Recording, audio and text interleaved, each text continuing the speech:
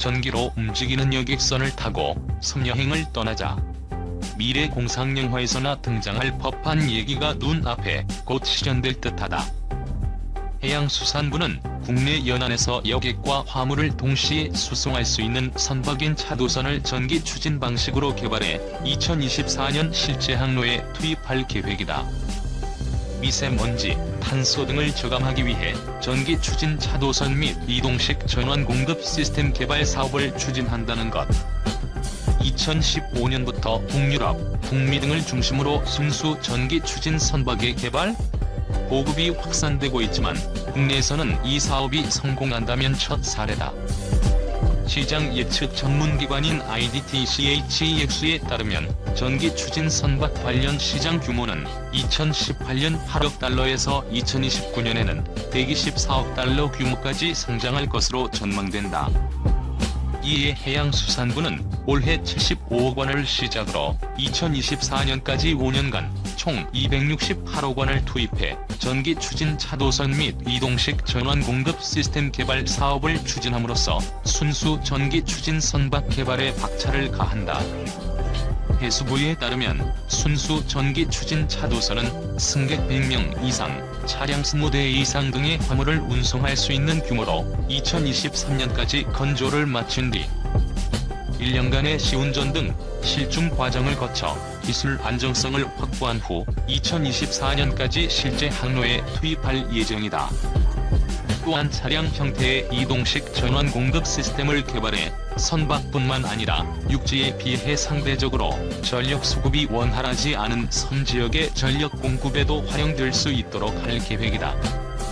이번 사업을 통해 순수 전기 추진 차도선이 개발되면 차도선 운항으로 인해 배출되던 미세먼지, 탄소 등 오염물질이 사라져 국민들의 건강이 증진되고 연안 대기 환경도 크게 개선될 것으로 기대된다. 또한 경유를 사용했던 기존 차도선의 외연, 소음, 진동, 악취 등도 사라져 승객 만족도도 높아질 것으로 전망된다. 한국항만경제학회지의 선박 배기가스 배출량 및 환경비용 산출에 관한 연구에 따르면 현재 여객선은 한 척당 연간 127톤의 이산화탄소, 0.34톤의 미세먼지 등을 배출하는 것으로 추정된다. 해양수산부는 공모를 거쳐 한국해양과학기술원 부설 선박해양플랜트연구소를 주관 연구기관으로 선정했으며 향후 KRISO는 지자체, 정부 출연 연구기관, 민간기업 등과 컨소시엄을 구성해 사업을 추진할 계획이다. 그 외에도 한국선급, 한국과학기술원, 노르웨이 남동대학 등이 이번 사업에 참여할 예정이다. 유은원 해양수산부 해양개발과장은 국내 최초 순수 전기 추진 선박, 이동식 전원 공급 시스템 개발에 성공해 세계 전기 추진 선박 시장을 선점하고 해양 분야에서의 혁신 성장을 선도해 나가길 기대한다고 말했다. 선박해양플랜트연구소는 국제적 해양 환경 규제와 친환경 선박으로의 패러다임 변화에 대응하기 위해 친환경 연료 추진 연구센터를 신설하고 차세대 친환경 선박 개발에 본격 착수한다고 밝혔다. 최근 국제해사기구는 2050년까지 선박 온실가스 배출을 2008년 대비 50% 이상 감축하는 강력한 규제를 발표했다. 선박 대기 오염물질 배출량을 줄이기 위해서는 수소, 암모니아와 같은 무탄소 연료, 전기 등 친환경적 추진기술 개발이 필수적으로 요구되며 북유럽을 중심으로 전기 추진 선박에 대한 개발, 보급이 확산되고 있다. 이와 관련해 해양수산부는 국내 연안을 운항하는 차도선이 배출하는 미세먼지와 탄소 등을 저감하기 위해 전기 추진 차도선 및 이동식 전원 공급 시스템 개발 사업을 2024년까지 5년간 총 사업비 450억 원을 투입하고 사업 주관 연구기관으로 KRISO를 선정했다. KRISO는 지자체와 정부 출연 연구기관, 민간기업 등과 함께 컨소시엄을 구성해 사업을 추진한다. 그 외에도 한국선급, 한국과학기술원, 노르웨이 남동대학 등이 참여할 예정이다. 이번 사업을 통해 차량 20대, 승객 100명 이상을 운송할 수 있는 순수 전기 추진 차도선을 개발하고 2023년까지 차도선을 건조해 1년간의 실증 운영 과정을 거쳐 기술 안정성을 확보할 계획이다. 함께 연구 개발될 이동식 전원 공급 시스템은 세계 최초로 이동과 교체가 용이하도록 차량 형태의 배터리 시스템으로 개발해 선박뿐만 아니라 육지에 비해 상대적으로 전력 수급이 원활하지 않은 섬 지역의 전력 공급에도 활용할 예정이다. 순수 전기 추진 차도선 개발이 성공할 경우 앞으로 차도선이 운항하면서 배출하는 미세먼지, 탄소 등 오염물질이 제로가 돼 연안 대기 환경 개선에 기여를 할 수 있을 것으로 기대된다. KRISO 친환경연료 추진연구센터는 순수 전기 추진 차도선 개발을 시작으로 친환경 선박 추진 기술 연구 개발을 본격화할 계획이다. 김복희 KRISO 소장은 친환경연료 추진 기술은 침체된 해운 시황과 후진국의 거센 추격에 동시 대응 가능한 게임 체인저 기술이라며 앞으로 확실한 비교 우위를 가질 수 있는 친환경연료 추진 기술 분야에 연구 역량을 집중해 친환경 선박 핵심 기술을 확보하고 국산 기자재의 국제적 경쟁력 확보에 기여할 것이라고 밝혔다.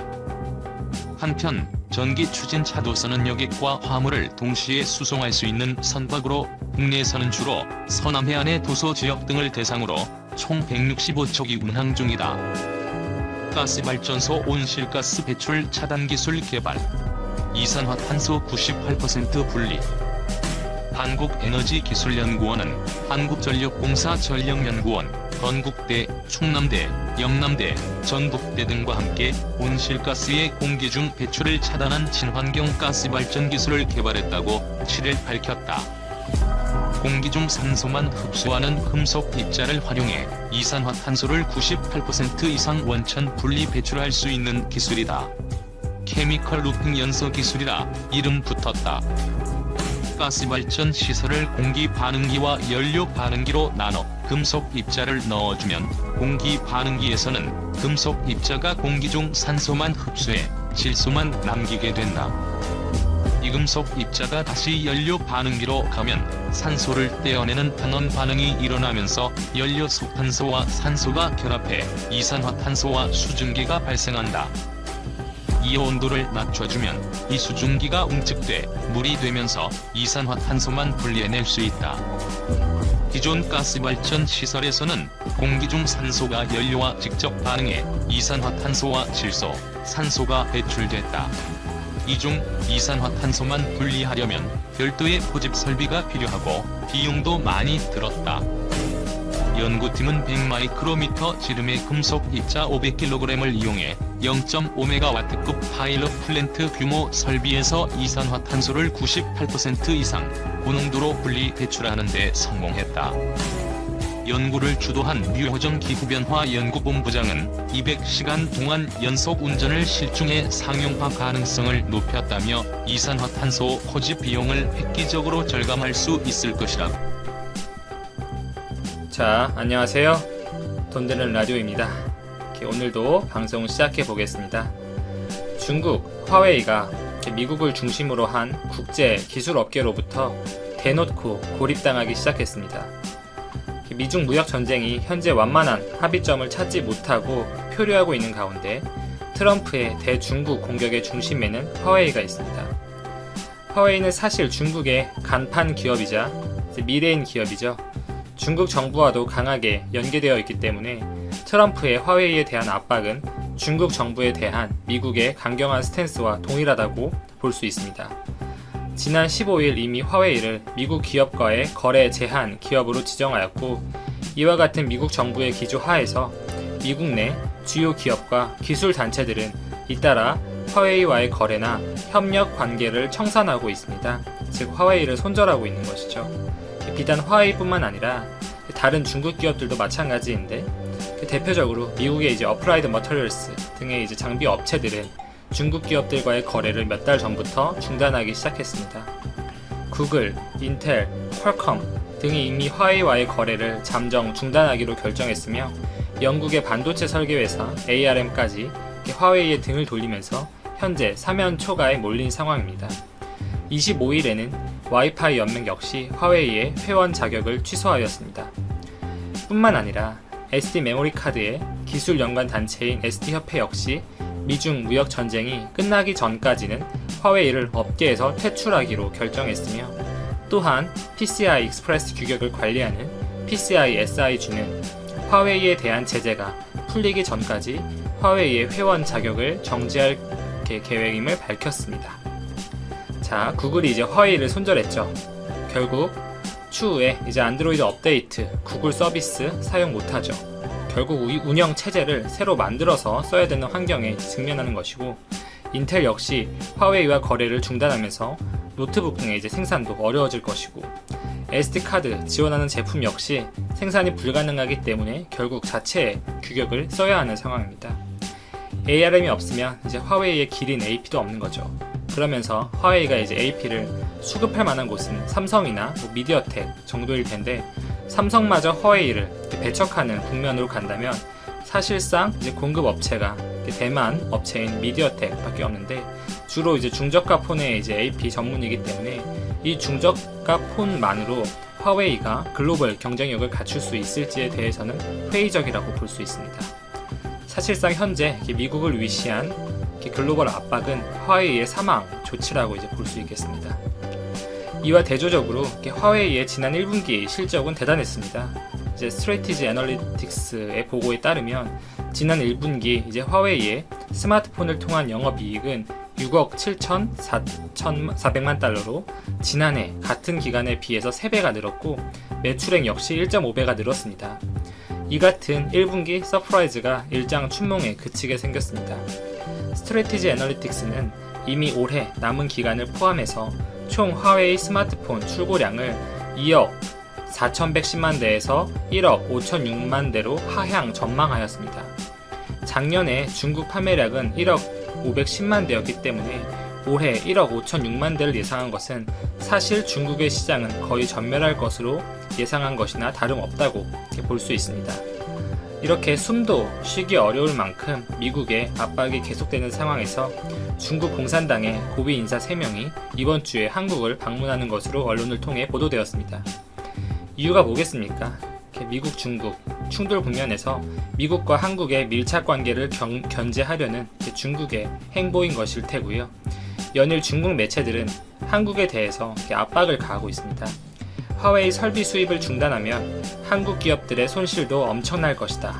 만약 상황이 조금이라도 풀려서 중국이 한국 기업에 보복되는 조치를 취하면 한국 기업들의 손해는 상당히 커질 것이다. 스마트홈과 이제 액정 패널 등의 분야에서 화웨이는 실제로 삼성의 큰 고객사이기 때문에 화웨이가 무너지면 이것은 삼성 역시 큰 타격을 입힐 수 있다. 그렇게 보도하고 있습니다. 결국 최근에 중국의 상황에 대해서 이제 한국, 미국 간 동맹에 이제 전적으로 올라타지 않고 서방 국가들이 단체로 가담하고 있는 타도 화웨이, 반 화웨이 진영에 가담하지 않게끔 설득하는 것이 중국의 주요 목적일 것입니다. 사실 화웨이가 무너지면 삼성이 큰 타격이라는 것도 좀 웃기죠. 단기적으로는 손실이나 어느 정도의 부침이 있을 수 있겠지만 어차피 중국 내 화웨이 몫이야 이제 오포나 샤오미, 비보 등에서 이제 갖고 갈 것이고, 오히려 이렇게 큰 경쟁 업체인 화웨이가 죽으면 장기적으로는 삼성이 이제 스마트폰과 네트워크 장비 등의 이제 판매가 늘어날 만한 충분한 요인이 되기 때문에 이득으로 갈 수 있는 국면으로 봅니다. 결국 미국 정부의 이제 화웨이 때리기는 화웨이를 이렇게 발판으로 하는 미국의 중국에 대한 전면적인 공격이라고 이제 봐야 될 것 같고, 중국이 어느 정도 선에서 백기를 들지 않는 이상 단기에 끝날 사안이 아닐 것으로 보입니다. 미국 측이 우리나라에도 역시 화웨이 제재에 동참해달라고 요구를 한 상황으로 알려져 있고요. 화웨이가 무너지면 우리나라 제조업체들 역시 단기적으로는 좀 타격이 불가피하고, 과거 사드 사태처럼 경제 보복에 이제 우려가 높은 것도 현실이어서 어떤 선택을 하더라도 가뜩이나 현재 우리나라의 어려운 경제 상황에서 단기간적으로는 더 타격이 될 것으로 보이지만, 사실 제가 보기에는 정답이 있는 것 같습니다. 우리나라도 가야 할 흐름은 정해져 있잖아요. 올바른 노선을 타기를 바랍니다. 이상 오늘 방송 마치겠습니다. 감사합니다.